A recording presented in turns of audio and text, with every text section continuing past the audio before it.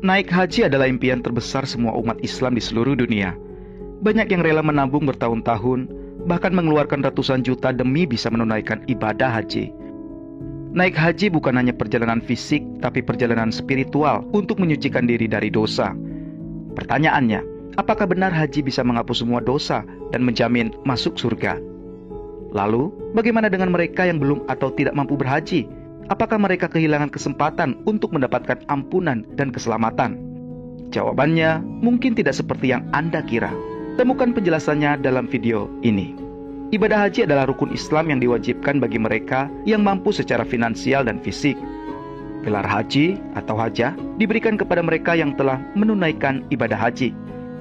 Dan menurut Al-Quran, bagi mereka yang sudah mendapatkan gelar itu, dosa-dosa mereka akan terhapus. Maka barang siapa yang beribadah haji ke Baitullah atau berumroh, maka tidak ada dosa baginya mengerjakan sa'i antara keduanya. Tapi, jika keselamatan ditentukan oleh ritual, bagaimana dengan mereka yang tidak bisa berhaji?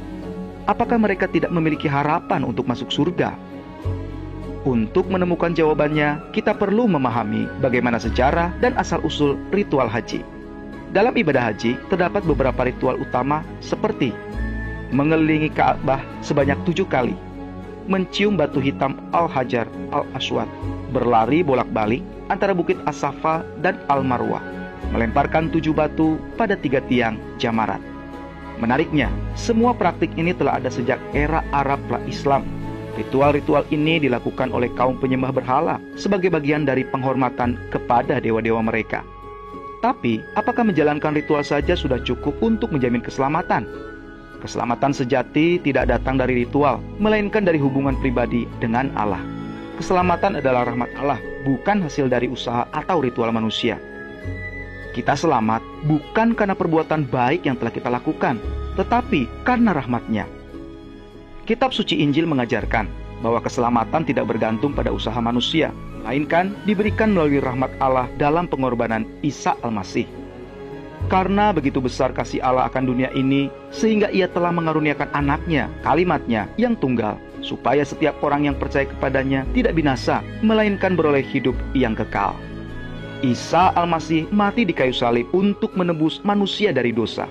Ini adalah bukti kasih Allah yang rindu agar setiap orang, kaya atau miskin, dapat menerima pengampunan dan hidup kekal bersamanya. Jadi, bukan ibadah haji yang menjamin keselamatan, melainkan rahmat Allah melalui Isa Al-Masih. Hanya melalui Isa Al-Masih, kita dapat menerima pengampunan dan jaminan hidup kekal. Jika Anda ingin memahami kasih Allah yang sejati, renungkan ajaran Isa Al-Masih dan temukan kebenarannya. Jangan biarkan keraguan menghalangi Anda untuk mencari keselamatan yang sejati. Mulailah perjalanan iman Anda hari ini. Tonton video lainnya untuk mengenal Isa Al-Masih.